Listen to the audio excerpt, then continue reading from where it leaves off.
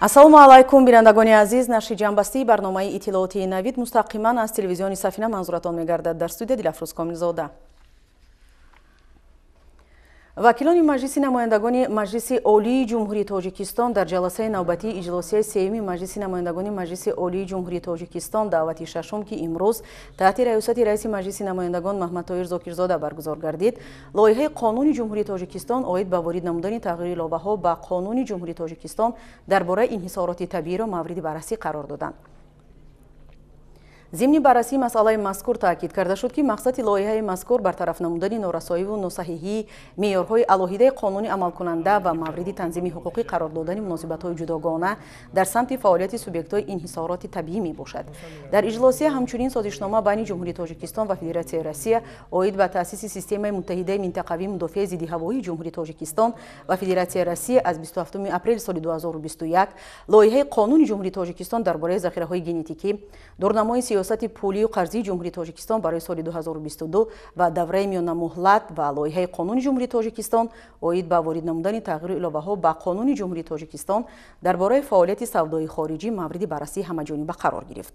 аз рӯи ҳамаи масъалаҳои муҳокима гардида қарорҳои дахлдор қабул карда шуд.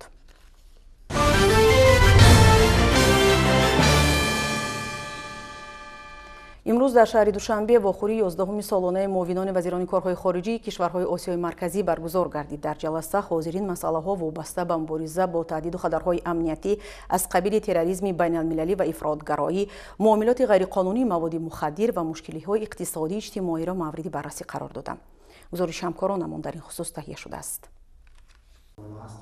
имрӯз дар шаҳри Душанбе бо ташаббуси ҳукумати ҷумҳурии Тоҷикистон ва маркази минтақавии созмони милали муттаҳид оид ба дипломатияи боздоранда барои Осиёи марказӣ вохӯрии 11-уми солонаи муовинони вазирони корҳои хориҷии кишварҳои Осиёи марказӣ баргузор гардид. дар мулоқоти мазкур ки дар он ҳайати ҷумҳурии Тоҷикистонро муовини вазири корҳои хориҷӣ Фарҳод Салим роҳбарӣ намуд, инчунин муовинони вазирони корҳои хориҷии ҷумҳурии Қирғизистон, Узбекистон, Туркманистон, намояндаи вижаи дабири кулли созмони милали муттаҳид дар Осиёи марказӣ, роҳбари маркази минтақавии созмони милали муттаҳид оид ба дипломатияи боздоранда барои Осиёи марказӣ Наталия Германд, мудири маркази мубориза бо терроризми созмони милали муттаҳид Ҷаҳонгир Хон, муовини намояндаи вижаи дабири кулли созмони милали муттаҳид дар Афғонистон, муовини роҳбари намояндагии созмони милали муттаҳид оид ба мусоидат ба Афғонистон ва намояндагони кишварҳои мададрасон иштирок ва суханронӣ намуданд. ҳайати ҷумҳурии Қазоқистонро дар ин нишаст сафири фавқулода ва мухтори он кишвар дар ҷумҳурии Тоҷикистон Аскар Тоҷибоев роҳбарӣ намуд. аснои нишасти мазкур ҷонибҳо масъалаҳои мубрами рӯзмарраи минтақавӣ ва ҷаҳон аз ҷумла мубориза бо таҳдиду хатарҳои амниятӣ аз қабили терроризми байналмилалӣ ва ифротгароӣ, тундгароӣ, ҷинояткории муташаккилона, муомилоти ғайриқонунии маводи мухаддир ва мушкилиҳои иқтисодии иҷтимоиро мавриди муҳокима қарор дода, инчунин роҷеъ ба дурнамои рушди ҳамкории минтақавӣ дар Осиёи марказӣ табодули назар намуданд. дар чаҳорчӯби яке аз иҷлосҳои вохӯрии мавриди назар ба марҳилаи чоруми лоиҳаи муштарак зери унвони нақшаи муштараки амал дар роҳи татбиқи фарогири стратегияи ҷаҳонии зидди террористии созмони милали муттаҳид дар Осиёи марказӣ ҳусни оғоз бахшида шуд.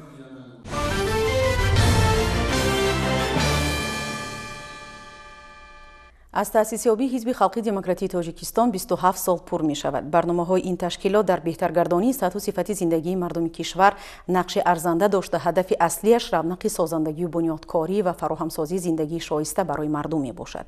дар шаҳри Душанбе бо ташкили як ҳамоиши идона аз солгарди навбатии таъсисёбии ҳизб истиқбол карда фаъолон қадрдонӣ гардиданд. аз ин маросим ҳамкори мо Наврӯз Сафаров ки иштирокчии бевоситаи он буд гузориш омода кардааст. мутаваҷҷеҳ бошед. бо ҳамин шаклу шеваи идона ва қадрдонии фаъолони ҳизб чорабинии сиёсӣ фарҳангии ҳизбиёни пойтахт бахшида ба солгарди таъсисёбии ташкилоти мазкур дар театри давлатии академии опера ва балети ба номи Садриддин Айнӣ бо унвони ҳизби зодаи истиқлол ҷараён гирифт. Абдуҷаббор Азизӣ, муовини якуми раиси ҳизби халқи демократии Тоҷикистон, нахуст паёми табрикотии раиси муаззами ҳизб пешвои миллат муҳтарам Эмомалӣ Раҳмонро бахшида ба 27-умин солгарди таъсисёбии ҳизби халқи демократии Тоҷикистон ба ҳозирин расониданд. таъкид гардид ки ташкилоти мазкур ҳамчун зодаи даврони جهان استقلال کشور با مقصد افاده عزم و اراده مردم شریف تاجیکستان تأسیس یافته محض با رسالت مردم سالاری، صلح و آرامی، ثبات سیاسی، وحدت ملی، سازندگی و بنیادکاری و ترغیب غایه‌های بزرگ وطن دوستی و خودشناسی در جامعه موقع سزاوار خود را پیدا نموده است. عبدالجبار عزیزی دستاوردهای 27 ساله حزب خلق دموکراتیک تاجیکستان را در رشد و اعمار دولت نوین تاجیکان نگ منیدود کرده مقصد آن را به استوار و بهترگردانی شرایط خوب زندگانی مردم ربط دادند. مقصد و مرام اساسی حزب این پیش از همه با مردم بودن. این حزب بنیادکار، حزب سازنده است و اون دستاوردهایی که حزب در 27 سال این جانب دارد من فکر میکنم به واسطه و طبعا با نام پیشوای معظم ملت رئیس معظم حزب خلق دموکراتیک تاجیکستان میباشند و در این یک دوره کوتاه تاریخی حزب خلق دموکراتیک تاجیکستان نشان داد که در حقیقت در فضای جامعه تاجیکستانی موقع مستحکم دارند. اعضای حزب پیوسته در پیروی با کار و ابتکارات پیشوای معظم ملت رئیس معظم حزب فعالیت دارند و حزب خلق دموکراتیک تاجیکستان در تمام سمت‌های حیات اقتصادی، اجتماعی، سیاسی و فرهنگی جامعه تاجیکستانی تاثیرگذار است. قابل به ذکر است که در شهر دوشنبه با تشبث کمیته اجرایی حزب خلق دموکراتیک تاجیکستان در شهر دوشنبه و ناحیه شامنصور بخشیده به سالگرد تأسیسیابی حزب خلق دموکراتیک تاجیکستان میان قشرهای گوناگون جامعه آزمون در نامیناسی‌های بهترین کمیته، بهترین تبلیغاتگر، تشکیلات ابتدایی بهترین وکیل، خبرنگار بهترین و امثال اینها راه اندازی شده بود که امروز نتیجه گیری کرده شده غالبان با جایزه و تحفه و افتخارنامه‌های دستاندرکاران قدردانی گردیدند. حزب خلق دموکراتیک تاجیکستان توانست که در مدت 27 سال فعالیت پرثمر خویش مسئولیت عالی وطنسازی را بر ذمه بگیرد و همه قشرهای جامعه را به ویژه خلق شریف تاجیکستان را متحد کرد و امروز این چهاربینی همایش حزبیان پایتخت به همین عنوان حزب زاده استقلال در سطح بلند و خیلی خاطرمان برای همه حزبیان پایتخت برگزار گردید. برنامه رنگین فرهنگی هنرمندان شناخته کشور که تجسمگری وطن دوستی و صداقت به ارزش‌های ملی بود به جمع آمد ادانه حزبیان شکوهی تازه ضم نمود.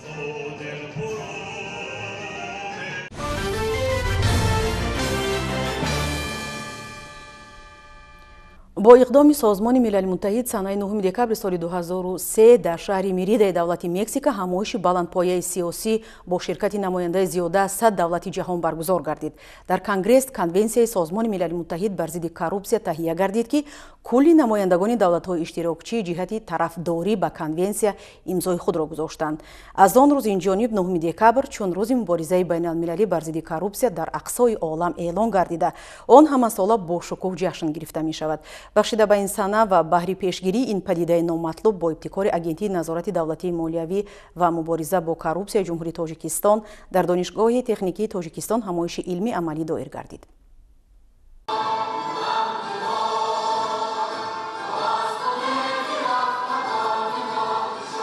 коррупсия аз замони қадим то ба имрӯз яке аз мушкилоти печида ва мубрами инсоният дониста шуда дар тамоми давраи рушди тамаддуни башарӣ фаъолияти мӯътадили ҳокимияти давлатиро халалдор карда монеаи рушд ва инкишофи муносибатҳои ҷамъиятӣ гардидааст. бо ибтикори агентии назорати давлатии молиявӣ ва мубориза бо коррупсияи ҷумҳурии тоҷикистон дар донишгоҳи техникии тоҷикистон ҳамоиши илмии амалӣ бахшида ба рӯзи байналмилалии мубориза бар зидди коррупсия ки ҳамасола 9 декабр таҷлил карда мешавад доир гардид. дар кори ҳамоиш намояндагон аз агентии назорати давлатии молиявӣ ва мубориза бо коррупсия ва устодону донишҷӯён иштирок доштанд. масъулин зимни баромад иброз намуданд ки ҳарчанд ҷомеаи башарӣ бар зидди ин падидаи номатлуб дар муборизаи беамон қарор дошта бошад ҳам вале то ба имрӯз коррупсия чӣ дар давлатҳои абарқудрат ва чӣ дар давлатҳои рӯ ба инкишоф боқӣ мондааст. дар ҷумҳурии тоҷикистон аз рӯзҳои аввали ба даст овардани истиқлолияти давлатӣ масъалаи муқовимат ба коррупсия дар меҳвари сиёсати хиратмандонаи асосгузори сулҳу ваҳдати миллӣ пешвои миллат президенти ҷумҳурии тоҷикистон муҳтарам эмомалӣ раҳмон қарор дошта бартараф ва коҳиш додани шиддати ин падидаи номатлубро дар ҳар баромаду мулоқотҳои худ махсусан таъкид менамоянд. таъкид гардид ки ҳукумати ҷумҳурии тоҷикистон аз рӯзҳои аввали соҳиби истиқлолӣ мубориза бо коррупсияро ҳамчун самти афзалиятноки сиёсати давлатӣ қарор дода ба ташаккули заминаҳои ҳуқуқиву сохторӣ ва таҳкими ҳамкориҳои байналмилалӣ оғоз намуд. маврид ба зикр аст ки муқовимат ба коррупсия ва коҳиш додани сатҳи он аз бисёр омилҳо ба монанди дастаҷамъӣ ҳамдигарфаҳмӣ савияи баланди донишу маърифати ҳуқуқӣ ва фаъолнокии ҳар як фарди ҷомеа дар муносибати оштинопазир бо ин зуҳурот вобаста аст. از جانب اشتراکداران همایش راجع به پیشگیری این پدیده نامطلوب معروضه‌خوانی کرده شد.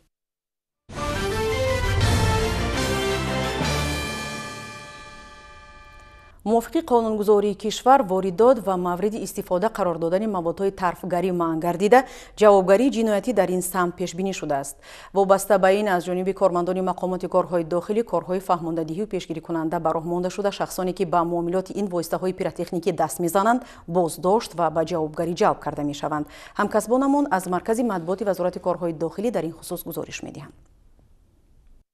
фаро расидани фаслҳо ки ҳар кадоме дар худ ид ҷашн ва санаи дилхушиеро дорад воқеан ҳам фараҳманду хотирасозанд. дар фасли зимистон низ аксари сокинони сайёра соли нави милодиро новобаста сардиҳо бо шукӯҳи хосу ороиши арча ҷашн мегиранд. вале ягона омиле ки дар остонаи таҷлили соли нави милодӣ ҳамасола ба гӯшу ҳуши шаҳрвандон ва фазои осоиштаи идона халали ҷиддӣ мерасонад, ин истифодаи маводҳои тарфгарӣ ё ба истилоҳ хлапушка мебошад.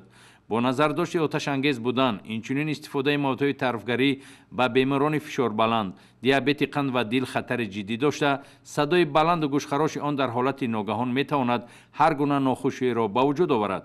далелҳо низ кам нестанд ки истифодаи маводҳои тарфгарӣ ба оташгирии иншоотҳои азим ва таъиноти гуногун сабаб гардида, инчунин ба марги одамон низ сабабгор гаштааст. бо дарки чунин хатарҳо зарурат пеш омад ки қонунгузории ҷумҳурии тоҷикистон дар кодекси ҷиноятии ҷумҳурии тоҷикистон дар моддаи 199 иловаи 1-ро ворид созад. дар моддаи мазкур омадааст: ғайриқонунӣ ба ҳудуди ҷумҳурии тоҷикистон ворид намудан, истеҳсол кардан, нигоҳ доштан, фурӯхтан, ба соҳибияти каси дигар додан ва истифода бурдани маводи тарфгарӣ, пиротехникӣ ба миқдори начандон калониро дар давоми сол пас аз таъини ҷазои маъмурӣ барои содир намудани чунин кирдорҳо бо ҷарима ба андозаи аз 100 то 200 нишондиҳанда барои ҳисобҳо ҷазо дода мешавад. ҳамин кирдорҳо агар ба миқдори калон содир шуда бошанд, бо ҷарима ба андозаи аз 200 то 500 нишондиҳанда барои ҳисобҳо ё маҳрум сохтан аз озодӣ ба муҳлати аз 1 то 2 сол ҷазо пешбинӣ гардидааст. шаҳрвандон аллакай мушоҳида карда истоданд ки дар вилояту шаҳр ва ноҳияҳои мамлакат гоҳ-гоҳ садои гӯшхароши маводҳои тарфгарӣ ба гӯш мерасад. вазорати корҳои дохилӣ дар муассисаҳои таълимӣ дар вохӯрӣ бо аҳли ҷомеа, бозору марказҳои савдо ҷиҳати риояи тартибот, пешгирии истифодаи маводҳои тарфгарӣ бахусус аз ҷониби ноболиғонро пайваста ёдрас месозанд. аммо мутаассифона барои баъзе ба ном тоҷирон даромади молии болотар аз хатари ҷони дигарон аст. дар муқоиса ба солҳои пеш дар натиҷаи ҳамкориҳои мақомоти корҳои дохилӣ, хадамоти гумрук ва ҳифзи сарҳад ҷиҳати монеъ шудан ба ворид намудани маводҳои тарфгарӣ ба ҳудуди ҷумҳурии тоҷикистон чораҳои қатъии қонунӣ амалӣ гашта истодааст. вале чанд ҳолати мусодираи маводҳои тарфгарӣ дар ноҳияҳои шаҳрҳои Душанбе, Кӯлоб ва Бӯстони вилояти Суғд ки дар маҷмӯъ 400 000 донаро ташкил медиҳад, кормандони вазорати корҳои дохилӣ ошкор намуданд ки тоҷирони ин нави мол, пиротехника аз солҳои қабл маводҳои тарфгариро пинҳонӣ нигоҳ дошта мехостанд ба фурӯш бароранд.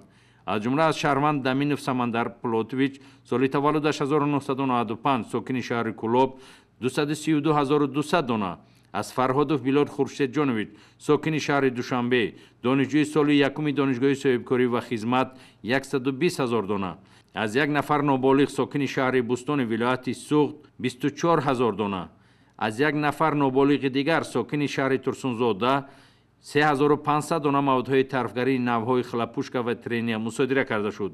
бо пешниҳоди наворҳои мазкур аз падару модарон, аҳли ҷамоатчигӣ, масъулон ва омӯзгорони муассисаҳои таълимии кишвар бо эҳтироми хос муроҷиат мекунем дар пешгирии чунин амалҳои ташвишовар назоратро ҷиддӣ намоянд. фурӯши маводҳои тарфгарӣ на танҳо ҷавобгарии ҷиноятиро дар пай дорад, инчунин истифодаи он аз ҷониби ноболиғон эҳтимол дорад ба сӯхтор ва маъюб гардидани нафарони дигаре ё худ фарзандони мо гардад. биёед бо ҳам якҷоя бар зидди ҳама амалҳои ношоиста мубориза барем, то ҳару замон иду шодӣ бошад.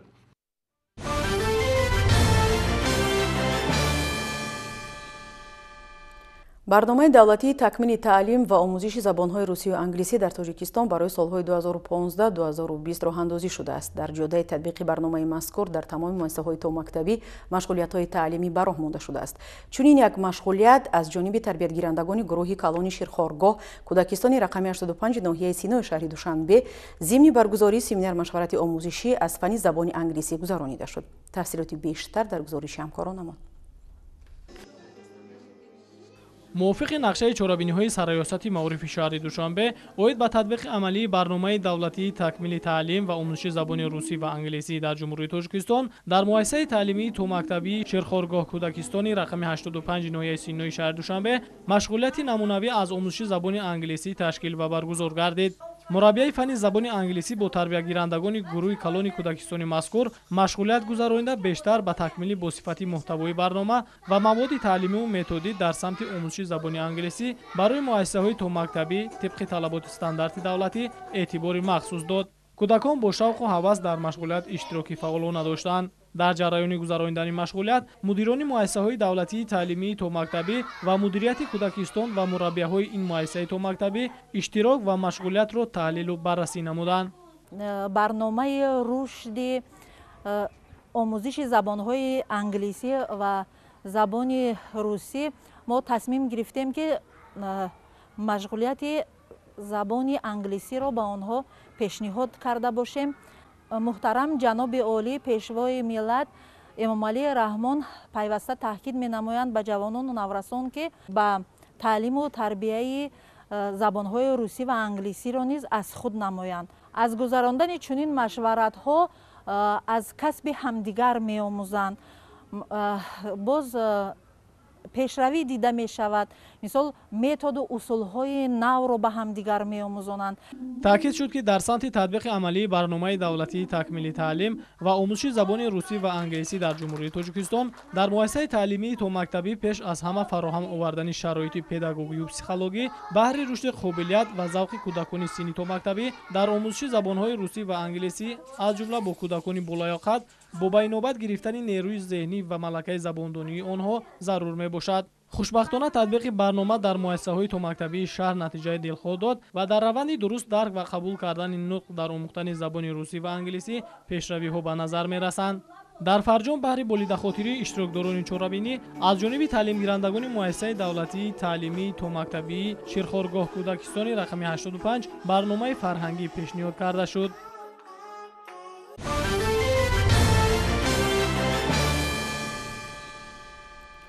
аз боду ҳавои мусоиди фасли зимистон самаранок истифода бурда деҳқонону кишоварзони шаҳри Турсунзода баъд аз ҷамъоварӣ намудани ҳосили кишти такрорӣ ба шудгори тирамоҳӣ машғуланд. деҳқонони хоҷагиҳои хурду миёнаи ҷамъияти деҳоти Қаратоғ дар кишти тирамоҳӣ гандум, пиёз ва дигар зироат кишт менамоянд. ҳамкоронамон Соҳибнур Абдурасулов ва Тоҳир Сулаймонов рафти муҳимтарин тадбири мавсимӣ ҷараёни кишти тирамоҳӣ дар шаҳри Турсунзодаро пайгирӣ карданд. кишоварзони шаҳри Турсунзода аз боди ҳавои мусоид истифода бурда имрӯз дар заминҳои аз пахта холӣ шуда шудгор мегузаронанд. бояд гуфт ки дар тобеи ҷамъияти деҳоти Қаратоғи шаҳри Турсунзода зиёда аз 200 хоҷагиҳои хурду бузург мавҷуд буда шуғли асосии онҳо пахтакорӣ ва сабзавоткорӣ мебошад. раёсати кишоварзии шаҳри Турсунзода иттилоъ медиҳад барои саривақт анҷом додани корҳои саҳроӣ ба таври зарурӣ сӯзишворӣ ва тухмиёӣ босифат захира карда шудааст ва ҳамаи хоҷагиҳои хурду миёна барои иҷрои дурнамои нақшаҳо омодагии хуб диданд. соли ҷорӣ мо нақшаи пахтаро барзиёд иҷро кардем. ана ҳозир дар саҳро тоза кардани саҳро аз рӯзапая сар шудааст. заминҳоро тезтар тоза карда шудгорро барвақттар босифат гузарондани ҳастем. то имрӯза хоҷагӣ дар заминҳои лалмӣ зиёда аз 50 гектар кишти ғалладона гузарондааст. дар заминҳои обӣ зиёда аз қариб 30 гектар ғалла киш кардем ва киштамон давом дорад. деҳқонони ҳамаи хоҷагиҳои тобеи ҷамъияти деҳоти Қаратоғи шаҳри Турсунзода баҳри омодагӣ ба кишти тирамоҳӣ тамоми техникаҳоро аз таъмири куллӣ бароварда ба кор сафарбар карданд. заминҳои пахта низ тоза ва ҷуфт карда мешаванд. дар ҳудуди ҷамоати деҳоти қаратоғ 354 адад хоҷагиҳои хурди деҳқонӣ мавҷуд аст ки масоҳати умумии заминҳои корамашон 1200 гектарро ташкил мекунанд. айни ҳол дар ҳудуди ҷамоат кишти тирамоҳӣ рафта истодааст. деҳқонони кишоварзони ҳудуди ҷамоати деҳоти қаратоғ то ҳозир зиёда аз 500 гектар кишти тирамоҳӣ гузаронданд ва кишти тирамоҳӣ давом дода истоданд. зиёда аз 300-400 гектар шудгорӣ гузаронда шуд. дар ҳудуди ҷамоат соли ҷорӣ 52 гектар пахта кишт карда шуда буд ки зиёда аз 95 тонн пахта ҷамъоварӣ кардем ва нақшҳое ки гузошта буданд иҷро кардем. бояд гуфт ки кишоварзони хоҷагиҳои хурду бузурги шаҳри Турсунзода низ дар қатори дигар хоҷагиҳои минтақа нишондиҳандаҳои истеҳсоли маҳсулоти кишоварзиро баланд бардошта дар ғанӣ гардонидани бозори дохилии кишвар саҳми арзандаи худро мегузоранд. гузориши Соимир Абдурасулов, Хуршед Алимов аз шаҳри Турсунзода барои барномаи иттилооти Навид.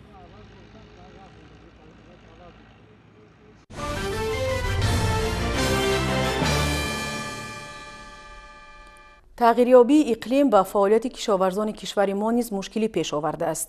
гарму бебориш омадани оғози фасли зимистон ба бедоршавӣ бар маҳалли дарахтон таъсир расонида истодааст ки оқибати хуб надорад. аз ин рӯ хоҷагидорон бо тавсияи мутахассисони соҳа яхобмониро муташаккилона ба роҳ монданд. ҳамкоронамон мавзӯъро дар ноҳияи восеъ пайгирӣ карданд.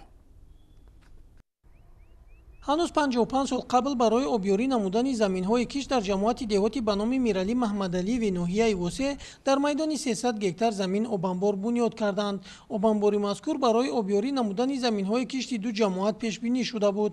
ҳамасола идораи беҳдошти замин ва обёрии ноҳия аз дарёи Сурхоб дар фасли зимистону аввали баҳор обанборро аз об пур карда дар мавсими обёрӣ хоҷагиҳои деҳқонию инфиродиро бо оби полезӣ таъмин менамояд.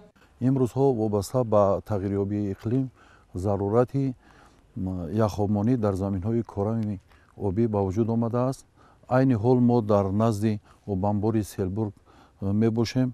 ғунҷоиши обанбори Селбург 18 миллион куб мебошад ки ҳар сол мо то мавсими обёрӣ ин обро ба пуррагӣ захира менамоем. ҳоло бошад дар ин обанбор ба миқдори 6 миллион куб ба метр об ҷамъ шудааст ки ин барои мондани яхоб ва дигар заруратҳои заминҳои кишти корами хоҷагии қишлоқ лозима мебошад. дар маҷмӯъ обанбори Селбург ба масоҳати 1500 гектар заминҳои кишти корам обёрӣ мекунад. заминҳои кишти корамро обёрӣ мекунад. гарму бебориш омадани аввали фасли зимистон кишоварзонро ба ташвиш овардааст ва бо тавсияи мутахассисон барои зиёд кардани нами замин ва пешгирӣ аз бедоршавӣ бар маҳалли дарахтон яхобмонӣ дар хоҷагиҳо ба роҳ монда мешавад. дар ноҳияи Восеъ идораи беҳдошти замин ва обёрӣ аз обанбори Селбур ва дарёи Сурхоб заминҳои киш ва боғҳоро бо об таъмин намуда истодааст. мо бо роҳбарони хоҷагиҳои деҳқонӣ дар ҳамаи ҷамоатҳо ҳамсӯҳбат шуда дар ҳамаи ҷамоатҳо обро таъмин карда ва хоҷагиҳои деҳқонӣ яхобмониро аллакай сар карданд. беш аз 50% заминҳои корам ва майдонҳои боғҳои ноҳияи Восеъ ва Фархор тавассути пойгоҳҳои обкашӣ обёрӣ карда мешаванд. баҳри сари вақт расонидани об дар минтақаи Кӯлоб 57% пойгоҳҳои обрасонӣ аз таъмир бароварда шуданд. сол ҳаво гармтар омад, пойгоҳҳои обкаширо мақсад канда ба устохона оварданд ки мо амира сари вақт бо барвақттар ба мавсими оянда тайёр карда равон кунем. бинобар иттилои шуъбаи кишоварзӣ айни замон маъракаи яхобмонӣ дар ҳамаи ноҳияҳои минтақаи Кӯлоб муташаккилона ба роҳ монда шудааст. ширинҷон Сафарзода, Сайфиддин Исмоилов аз ноҳияи Восеъ барои барномаи Навид.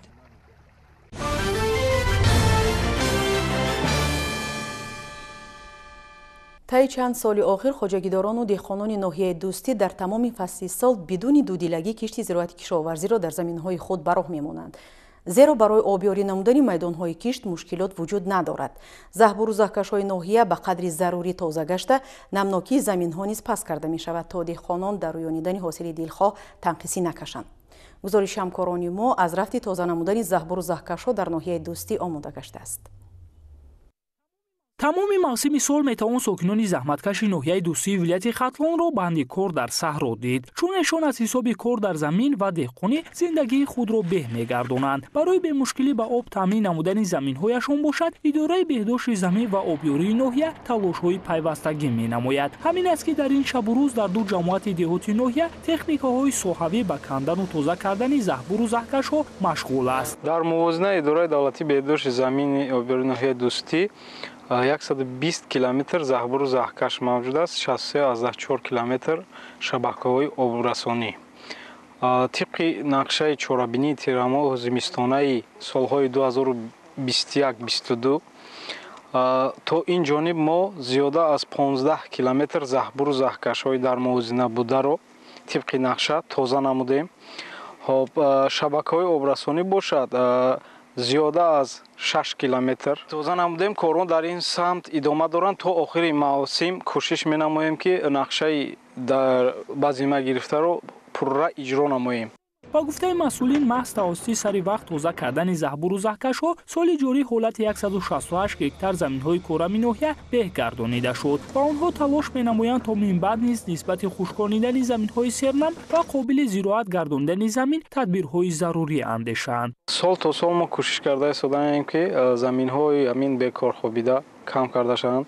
тавассути тоза намудани заҳбуру заҳкашҳо беҳ намуда истодаем. боз чӣ хел шумо мебинед оз мо дар пойгоҳи рақами 1 гигаравтӣ қарор дорем. дар ин ҷо 8 адад дастгоҳи обкаш мавҷуд аст. 2 адад дигар дар муваққатӣ дар ҳолати коршоям қарор доранд. мо обро 5 маротиба боло мепартоем. аз якум ба дуюм, аз дуюм ба сеюм, аз сеюм ба чорум, аз чорум ба панҷум, аз панҷум боз болотар. то ин ҷониб мо 80% нақшаи таъмири дастгоҳи обкаширо пурра иҷро намудаем. мо метавонем ки барои кишоварзон оби захиравӣ ё барои яхобмонӣ об диҳем. бояд гуфт ки ҳарчанд имрӯз идораи беҳдошти замин ва обёрии ноҳияи дӯстӣ дар ихтиёри худ ягон адад мошини заминкан надорад, аммо тибқи шартнома аз дигар шаҳру навоҳӣ техникаҳои ҳозиразамони соҳавиро ҷалб карда дар муҳлати муқарраршуда заҳбуру заҳкаши хоҷагиҳои деҳқониро кандаю тоза ва ҳоҷоти деҳқононро бароварда месозанд, то кишоварзон бидуни сарсонӣ банди кори деҳқонӣ гашта бо ин васила фаровонии дукону бозорҳои мамлакатро ба маҳсулоти тару тозаи ватанӣ таъмин гардонанд.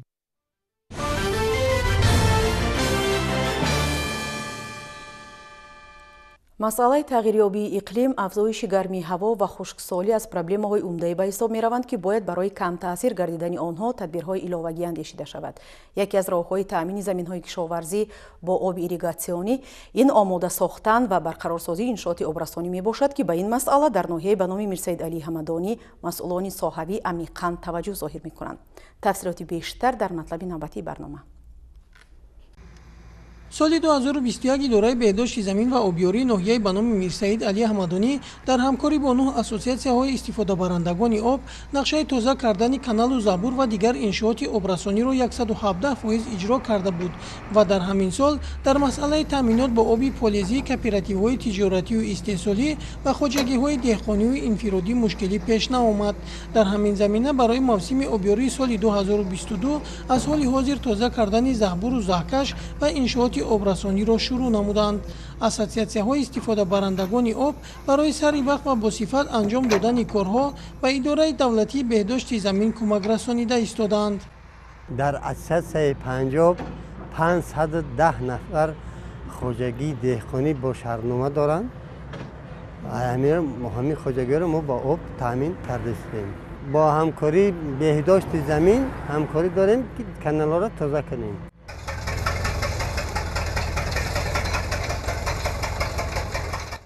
барвақт тоза намудани заҳбуру заҳкаш ва каналҳои байни хоҷагиҳо барои яхобмонӣ шароити хуб фароҳам меорад.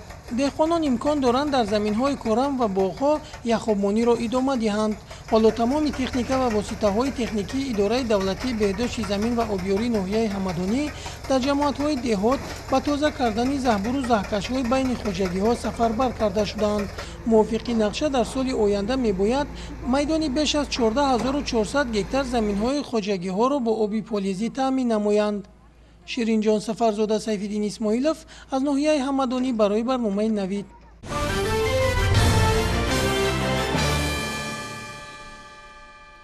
فعالیت مؤسسه‌های اجتماعی مخصوصاً کاری بیمانیای مکتب اینترنت و خانه‌های کودکان یتیم و بی‌پرستار در مد نظر دائمی راهبریت عالی سیاسی تاجیکستان قرار دارد. همین توجه پیوسته باعث گشته است که شرایط بودوباش تربیتگیرندگان و خوانندگان چنین مؤسسه‌ها در سطح بلند به راه مانده شده است. خبرنگاران منطقوی ما در همین باره از ناحیه سنگوار گزارش می‌دهند. در مکتب اینترنت جمهوری کودکان یتیم ناحیه سنگوار 110 نفر خوانندگان به تحصیل فرا گرفته شده است که از این شماره 30 نفرشون را دختران تشکیل می‌کند. در این درگاه همه شرایط برای تحصیل مهیا کرده شده است. در مؤسسه کابینت‌های فنی برای زبان‌های خارجی و تجهیزات و لوازمات ضروری مجهز گردانیده شده، در آنها به خوانندگان آموزگاران صاحب کسب تعلیم می‌دهند. مکتب اینترنت برای زمستان گذرانی پورا آماده بوده، همه صنفخانه‌ها طریق سیستم گرم‌دهی پیوست می‌باشد. 27 تن انگیش سنگ، 100 لیتر مواد سوزشواری دیزلی و 60 متر مکعب هضم ذخیره کرده شده است. صنفخانه‌های مکتب اینترنت اتاق‌های قسمت تعلیمی توسط بخاری‌ها توسط هضم انگیش سنگ گرم کرده می‌شوند. قسمت خوابگاه تعلیمی با واسطه دهخانه‌های باغی با گرمی تامین کرده می‌شوند. اینچنین مکتب اینترنت ما با خط تازه برق پیوست است که ما از قوه برق در دوره زمستان گذرانی تنقیصی نداریم و با در نظر داشت روی دادن مبادا یگان حالت‌های صدموی از طرف وزارت مالی و علم جمهوری تاجیکستان با مکتب اینترنت ما گنراتور دیزلی پراقتدار که برای پره با برق تامین کردن مکتب اینترنت ما در دوره زمستان گذرانی بسنده است تامین کرده شده است که در حالت کاری و دائما نگاه داشته می شود. مکتب اینترنت با میز کرسی، کامپیوترها، تخته صنفی، رخت خواب، جیوان لباس، تلویزیون و غیره مجهز گردانیده شده است. خوانندگان این درگاه از دستگیری و غمخوری‌های حکومت جمهوری سپاسگزارند. من گلبانوزی محمدالله خواننده صنف دهمی مکتب اینترنت جمهوری کودکان یتیم ناحیه سنگوار شکرانه از آن میکنم که در وطن عزیز و محبوبمان تاجیکستان صاحب استقلال در فضای صلح و وحدت ملی آزادانه عمر به سر میبرم و تعلیم و تربیت میگیرم. منبع نیرو و الهام ما یتیمان از زلال حکومت تاجیکستان علل خصوص از اساسگزار صلح و وحدت ملی پیشوای ملت پرزیدنت جمهوری تاجیکستان محترم امامعلی رحمان و سیاست خیرمندانه آنهاست که پیوسته با ما یتیمان کمک و غمخوری نموده سر ما را با مهر و محبت پدرانه صله می‌نمایند. مکتب اینترنت دارای آشخانه، خوابگاه برای دختران و پسران میباشد. در انبار مؤسسه مواد خوراکی از قبیل ارد، روغن، بیرین، کارتوشکا ذخیره کرده شده است. آشخانه پس از تعمیر و تجدید به دوره زمستان گذرانی آماده بوده با محصولات ضروری از قبیل ظرف‌های خوراکواری، یخ‌تن و تفتان‌های خوراکپزی تامین میباشد.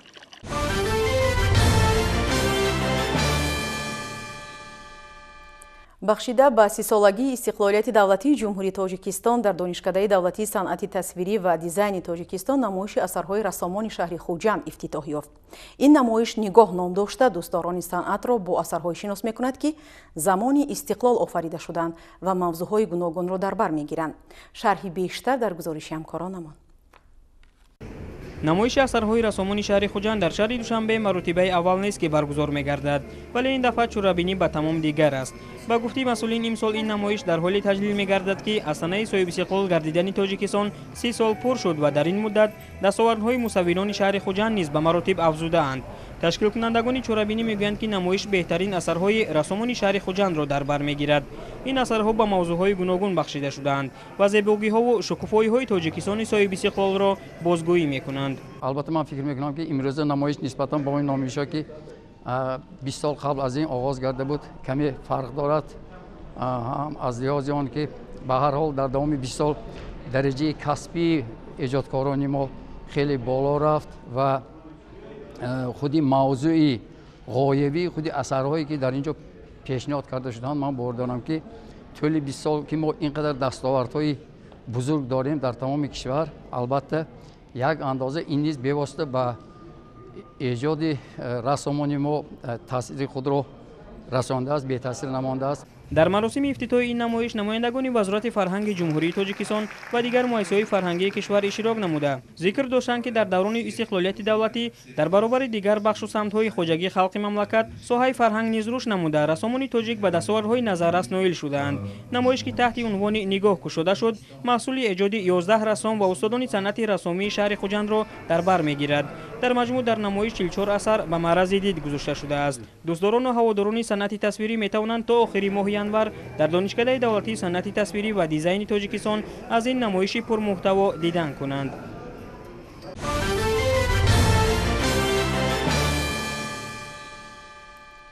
ҳукумати ҷумҳурии тоҷикистон дар замони соҳибистиқлолӣ бобати тақвияти фаъолияти кори муассисаҳои фарҳангӣ аз ҷумла бунёду барқарорсозии мактабҳои санъати бачагона ва ҷиҳозонидани онҳо дар як қатор шаҳру ноҳияҳо тадбирҳои муассиро амалӣ кард.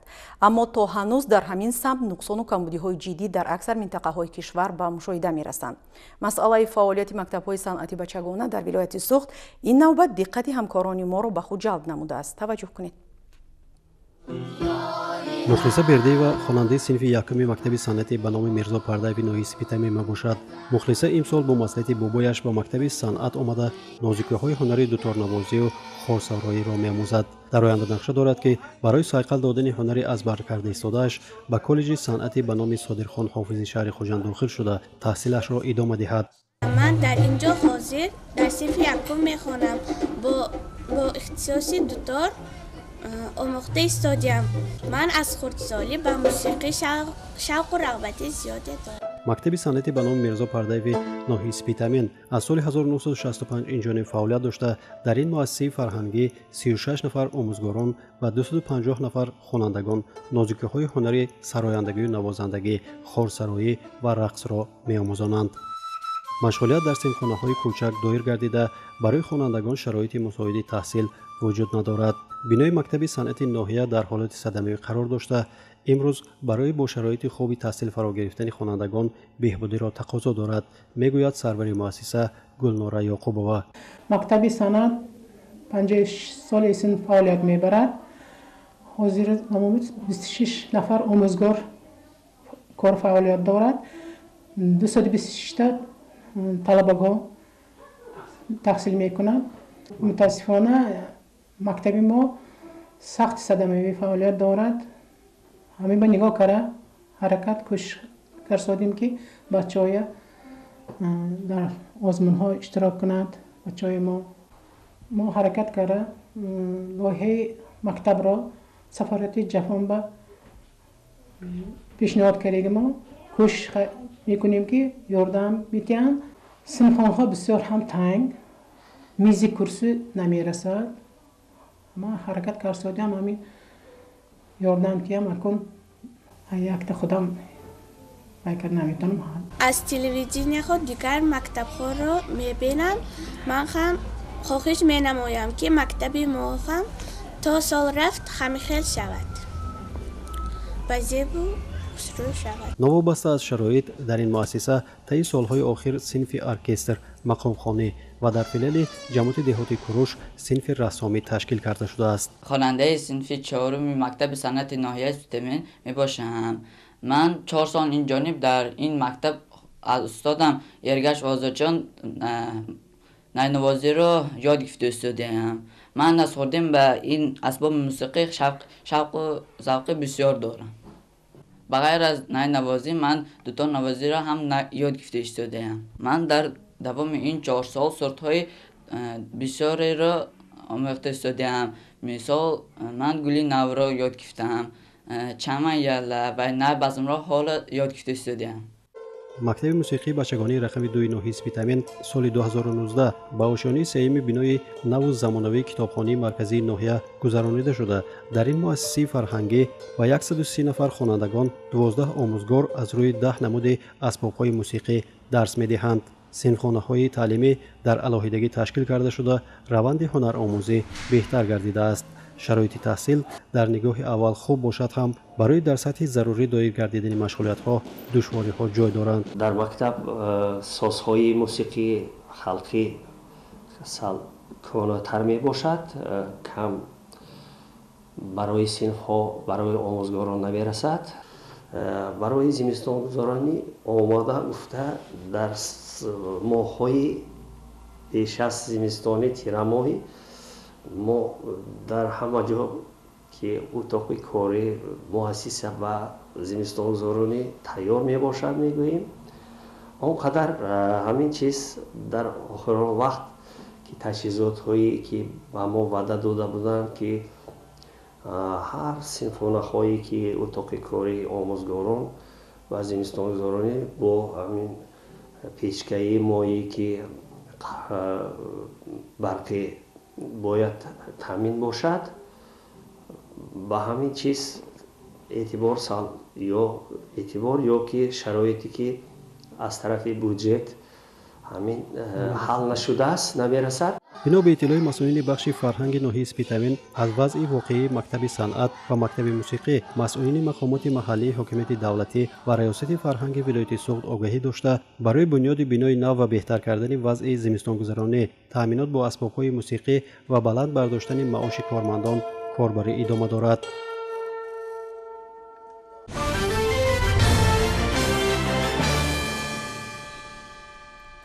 барои пойдориву устувории фарҳанги миллӣ тавассути ҷонок кардани кори осорхонаву китобхонаҳо дар қаламрави мамлакат шахсиятҳои алоҳида ба қадри имкон ҳиссагузорӣ мекунанд. ин ҷараён дар натиҷаи татбиқи муваффақонаи сиёсати фарҳангии роҳбарияти давлату ҳукумати ҷумҳурии Тоҷикистон тавсия ёфта, дилгармии сокинон ба ҳифзи арзишҳои фарҳангӣ ва тақвияти кори китобдорӣ бештар мегардад. гузориш аз шаҳри Исфара. мувофиқ ба дастуру ҳидоятҳои пешвои муаззами миллат муҳтарам Эмомалӣ Раҳмон, аҳли ҷомеа хусусан наврасону ҷавонон айни замон ба китобу китобхонаҳо рӯ оварда истоданд. меҳр ба китоб ва китобхонӣ тораф меафзояд ва китобхонаҳо ба маркази омӯзиши илму фарҳанг, баландгардонии сатҳи маънавият ва мустаҳкамшавии ҳисси ифтихори милливу ватандӯстӣ табдил ёфтанд. китобдори фаъол Муродҷон Шокиров тавонистааст ки ба даргоҳи маърифат китобхона хонандагони зиёдеро ҷалб намояд. вай тибқи нақша бо хонандагон конфронсу мубоҳиса ва мусоҳибаҳо, вохӯриҳо бо олимону шоирону нависандагон баргузор менамояд. ба наздикӣ ин корманди фаъоли фарҳанг як ҳуҷраи васиъу барҳавои китобхонаро аз таъмири хушсифат бароварда осорхона ташкил намуд, ки дар он нигораҳо бозёфтҳои таърихӣ гузошта шудаанд. акнун хонандагон ва ҳаводорони омӯзиши таърих дар баробари дастрас намудани китоби дилхоҳ метавонанд аз осорхона низ дидан кунанд ва бо гузаштаи пуифтихори деҳа ки як ҷузъи таърихи миллат аст шинос шуда ғизои маънавӣ бигиранд.